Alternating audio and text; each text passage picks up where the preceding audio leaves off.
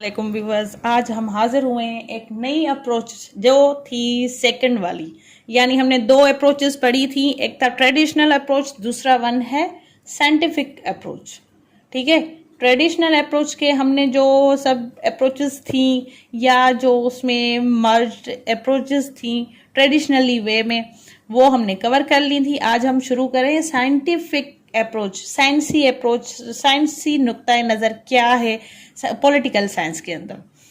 In political science approaches the criteria of study are scientific objectivity, freedom from personal bias, verifiability of conclusions on the basis of experience of the experiments।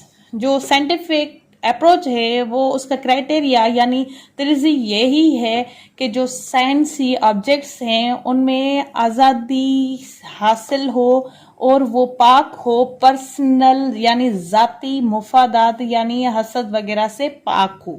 ठीक है, और उसमें जो है ना verifiability हो, conclusion यानी एक इख्तितामी जो है ना तस्दीक शुदा चीज़ें मौजूद हों। वो किस बेसिस पे हों? एक्सपीरियंस यानी तजुर्बे के हिसाब से, और एक्सपेरिमेंट यानी इस पे जो है ना वर्क किया गया हो, एक्सपेरिमेंट्स किए गए हो, एक्सपीरियंस हासिल करके वो चीज़ें वेरीफाइबिलिटी ऑफ कंक्लूजन दे। ठीक है, और उसमें जाती कोई भी किसी का भी मफाद ना हो, ये साइंसदानों के हिसाब से और जो तज्जियानकार हैं, मीन्स जो जिस मसले का जिस फील्ड से कनेक्शन है उसके जो माहिर वगैरह हैं, उसमें साइंसी जो चीज़ें हैं वो देखते हुए किसी भी चीज़ का सॉल्यूशन लिया जाए। ठीक है, अब इसके जो है ना 4 अप्रोचेस हैं। जैसे हमने ट्रेडिशनल में 8 आई थिंक 9 पढ़ी थी, तो यहाँ पे 4 हैं। ठीक है, फर्स्ट वन है बिहेवियरल अप्रोच। बिहेवियरल अप्रोच जो है ये बर्तावी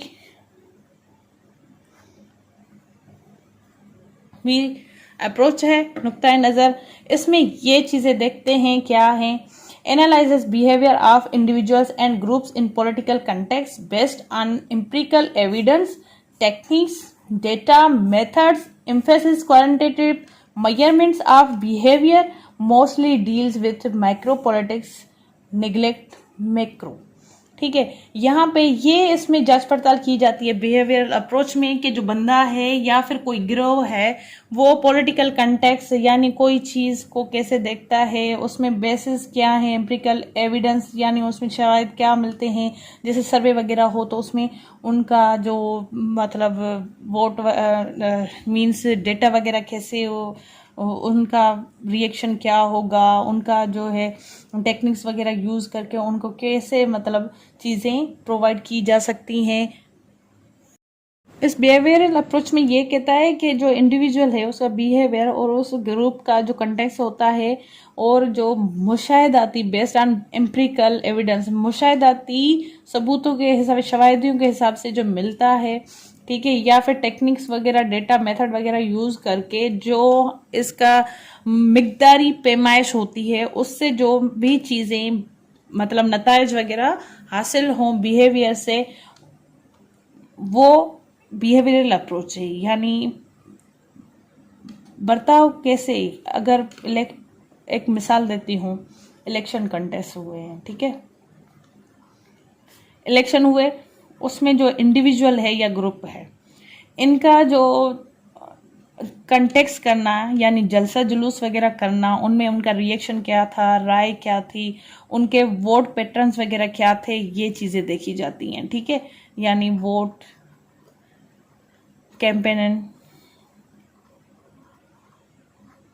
कैंपेन और उसके अलावा जो रिजल्ट्स आए उसमें जो जस्टिस हुआ, इनजस्टिस हुआ, जो भी चीज़ें होती हैं उनमें जो उनका रिएक्शन होता है ना, वो चीज़ें देखी जाती हैं और उनकी जो है ना एक मिकदारी पैमाइश वगैरह की जाती है कि ये चीज़ हुई तो ये हुआ, उसका नतीजा ये हुई तो ये हुआ। जबकि ये चीज़ें ना, मैंने तो एक बड़ा मिसाल दिया, ये मैक्रो पॉलिटिक्स साइंस में होती हैं, यानी जो छोटे छोटे मसाइल वगैरह क्रिएट हो जाएं उसमें ये चीज़ें देखी जाती है, जबकि इसको जो है ना मैक्रो पॉलिटिक्स अवॉइड करती है, यानी इसको साइड रखा हुआ है। ये छोटे छोटे लेवल पे जो भी चीज़ें दंगे फसाद होते हैं उसमें बिहेवियर वगैरह ये देखा जाता है, कोई भी इशू हो तो मैंने छोटे लेवल पे। जबकि इंटीग्रेटिव अप्रोच जो है वो मिक्सचर है किसका, ट्रेडिशनल अप्रोच का और टेक्निक्स का। मीन्स इसमें मकसद ये है साइंटिफिकली टेक्नोलॉजी या टेक्निक्स वगैरह जो हैं उनके हिसाब से जो भी चीजें मिलें उनको हम कहेंगे साइंटिफिक अप्रोच। अब जो इंटीग्रेटिव अप्रोच है ना वो इन दोनों का मिक्सचर है। जैसे ट्रेडिशनल अप्रोच के सारे जो अप्रोचेस हमने पढ़े, जैसे सोशियोलॉजिकल थी, ज्योग्राफिकल थी, लीगल थी, फिलोसफिकल थी, एक्सेट्रा, ठीक है।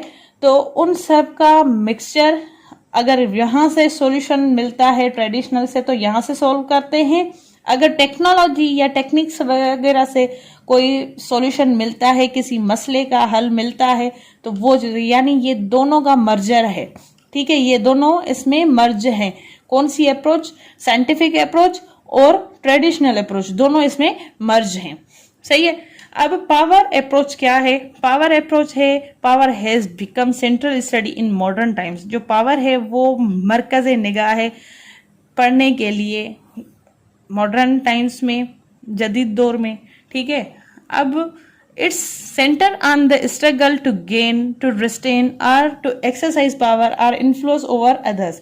अब इसका जो मरकज है ना वो इसी जिदोजहद के लिए है कि क्या हासिल होता है, किसको मतलब रिस्ट्रेन यानी पाबंद किया जाता है, या फिर जो पावर की एक्सरसाइज है वो कैसे होती है, और पावर का इन्फ्लुएंस, जोर दबाव कैसे है दूसरों पर कैसे। एक कंट्री है, कोई भी स्टेट है, ठीक है, उसका अपने कंट्री के अंदर पुलिस, आर्मी, जुडिशरी, ठीक है, इनका पावर देखा जाएगा कि वो अपने मुल्क के अंदर जो कानून वगैरह बने हैं उनको कैसे पावर के जरिए नाफिज करवाता है। वैसे ही जैसे लेजिस्लेचर है, लेजिस्लेचर क्या है, लॉ मेकिंग बॉडी। अब इसमें वो चीजें देखेंगे जो ये लॉ इस लेजिस्लेचर ने बनाया, वो ये चीजें ये लोग कैसे पावर को यूज करते हुए नाफिज करेंगे, ठीक है। और उसमें इंटरनेशनल रिलेशंस भी आ जाते हैं, जैसे अगर कोई एक कंट्री दूसरी कंट्री के ऊपर कितना असर रसूख रखता है और अपना पावर यूज करते हुए उसके साथ कैसे बिहेव करता है, कैसे उसके साथ मेंटेनेबिलिटी कायम कर सकता है, अपने जो काम वगैरह है रियासत के दूसरी रियासत के साथ कैसे कर सकता है। ये IR वगैरह यानी इंटरनेशनल रिलेशंस में भी ये पावर अप्रोच काम करती है किसी भी कंट्री का दूसरी कंट्री के साथ, ठीक है। It has various form, can be peaceful और वायलेंट। इसके जो है ना डिफरेंट फॉर्म्स हैं, चाहे वो पुरअमन हो या पुरतशद्दुद हो। यानी इसका जो पावर को यूज करते हुए पुलिस अगर कुछ करेगी तो उसका रिजल्ट क्या होगा, या तो अमन कायम होगा या तो फिर कोई एक मजलूम जरूर बन जाएगा। यानी पुलिस की जो सॉरी टू से बट एक मिसाल है मेरी, ठीक है, कि पुलिस का जो एक्शन है वो किसी के लिए जुल्म होगा तो किसी के लिए अमन होगा। चाहे जैसे लाठीचार्ज अगर कहीं पे वो करती है तो वहां पे वो वायलेंट हो जाएगा। अगर ये पुलिस जो है कहीं पे कोई डकैती वगैरह होती है, वहां पे जाके उस हुजूम में जाके वो लोगों को सिक्योर करती है, उस चीज को जो रॉबरी वगैरह डकैती हुई है उसको बचाते हैं, तो ये उसका पीसफुल एक्शन है। यानी पावर को यूज करते हुए आप पीसफुल वे में भी चीजें हासिल कर सकते हैं और वायलेंट वे में भी, ठीक है। यानी पावर ये ताकत का मुजाहरा है। अब ताकत आप बेहतरीन तरीके से समझ सकते हैं कि एक स्टेट दूसरी के लिए कैसे यूज करती है, सही है। Now the fourth one approach is of scientific approach, systematic approach. Systems approach ये है कि जो निजाम है ना उसका निजाम के हिसाब से नुक्ता नजर क्या है किसी मसले को हल करते हुए। इट इज एनालॉजिकल अप्रोच, ये एक रीजन देने वाली अप्रोच है, ठीक है। रीजन मीन्स लॉजिक्स हो किसी भी काम को करने के लिए, the whole human society is a social system. जो ह्यूमन की पूरी सोसाइटी है वो एक सोशल सिस्टम है। अब विच गवर्नमेंट इज पॉलिटिकल सब सिस्टम। और उस जो सोसाइटी है उसमें जो गवर्नमेंट है वो जेरे तर्ज निज़ाम है, ठीक है, किसके? पॉलिटिक्स के। But the government is a system consist on civil sub system. Government खुद भी एक सिस्टम है और उसके अंदर जो है ना काफी सारे सब सिस्टम्स हैं, जेरे निज़ाम है गवर्नमेंट खुद भी। उसमें कौन से निज़ाम है? जैसे लेजिस्लेचर का निज़ाम है, एग्जीक्यूटिव का है, जुडिशरी का है। अब लेजिस्लेचर का निज़ाम कैसे है?